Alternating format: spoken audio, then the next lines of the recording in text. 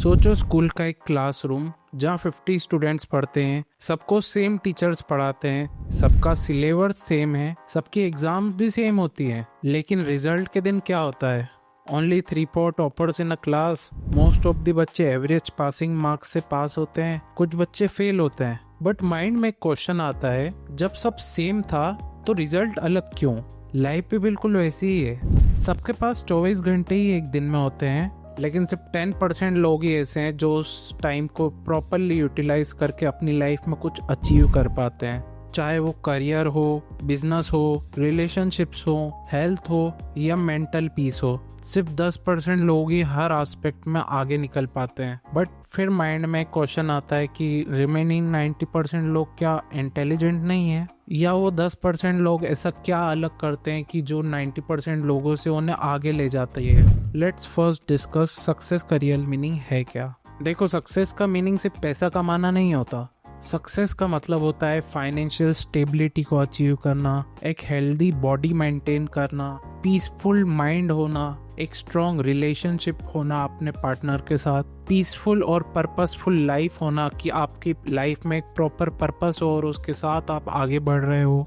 जो 10% लोग होते हैं ना, वो बैलेंस सक्सेस में फोकस करते हैं, और 90% लोग सिर्फ लाइफ के एक ही एरिया में अटक जाते हैं, जैसे कि सिर्फ पैसे के पीछे भागना, सिर्फ जॉब में ही अटके रहना, सिर्फ फेम के पीछे ही पड़े रहना।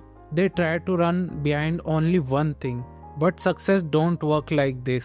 सक्सेस बैलेंस मांगती है चीज़ों का, ना कि सिर्फ एक ही चीज़ के पीछे हाथ धो के पड़ जाना। Point number 2 is clear vision of things. देखो, जो टॉप 10% लोग होते हैं ना, उनका विजन क्लियर होता है। उन्हें पता है मुझे क्या करना है, क्या चाहिए, कब तक चाहिए, उसे कैसे अचीव करना है। उनके पास एक प्रॉपर रोड मैप होता है जो भी उन्हें अचीव करना है उस चीज़ का। But on the other and remaining 90% लोग जो हैं कंफ्यूज्ड होते हैं अपनी लाइफ में, सोसाइटी के प्रेशर में डिसीजन नहीं ले पाते, अपना एक प्रॉपर डिसीजन नहीं बना पाते कि वो क्या करना चाहते हैं लाइफ में, जिसकी वजह से वो लाइफ में पीछे होते जाते हैं। फॉर एग्जाम्पल, जो एवरेज लोग रहते हैं वो सोचते हैं लोग क्या कहेंगे। उन्हें यही क्लियर नहीं होता कि उन्हें एक्चुअली में चाहिए क्या। वो लोगों को देख के तो इन्फ्लुएंस हो जाते हैं, but they are not actually willing to achieve that thing in their life. Point number 4, discipline over motivation. देखो, लाइफ के हर फेज में जब भी आप मोटिवेटेड फील करते हैं, वो एक टेम्परेरी फेज होता है, बट डिसिप्लिन एक परमानेंट फेज होता है आपकी लाइफ का, जो कि आपकी लाइफ को ट्रांसफॉर्म करने में मदद करता है। और जो टॉप 10% लोग होते हैं, वो अपना एक रूटीन बनाते हैं और उस रूटीन के बेसिस पे अपना काम करते हैं। और जो रिमेनिंग 90% लोग होते हैं, वो खुद से यही बहाने देते रहते हैं कि आज मेरा मन नहीं हो रहा, और वो वहीं रुक जाते हैं। बट सक्सेसफुल लोग अपने काम को डिसिप्लिन रह के पूरा करते हैं, चाहे उनका मन हो या ना हो। काम करना है तो करना है। Point number 5, time management. देखो, सबके पास दिन में 24 घंटे ही होते हैं, बट डिफरेंस होता है उसको यूज करने का। जो टॉप 10% लोग होते हैं, वो अपने टाइम की रिस्पेक्ट करते हैं, सोशल मीडिया को लिमिटेड यूज करते हैं, अपने टाइम को अनवांटेड जगह पे वेस्ट नहीं करते हैं। बट जो रिमेनिंग 90% लोग होते हैं, वो अपनी टाइम की वैल्यू नहीं करते, पूरे टाइम सोशल मीडिया यूज करते रहते हैं, Facebook, Instagram, YouTube. They waste a lot of time on these platforms because successful people count their time as an asset and average people don't value their time. Point number 6, the learning mindset. देखो, जो top 10% लोग होते हैं ना, वो खुद को हमेशा एक लर्नर कंसिडर करते हैं। चाहे वो सक्सेसफुल हो चुके हो अपनी लाइफ में, वो अपने आप से एक ही चीज़ पूछते हैं कि मैं इस चीज़ में क्या इम्प्रूवमेंट करूँ कि मैं इस चीज़ में और बेटर हो जाऊँ। But on the other and, जो 90% लोग होते हैं, वो अपने फेक ईगो में ही जीते हैं। लाइक मुझे सब आता है, I don't need to learn any new thing.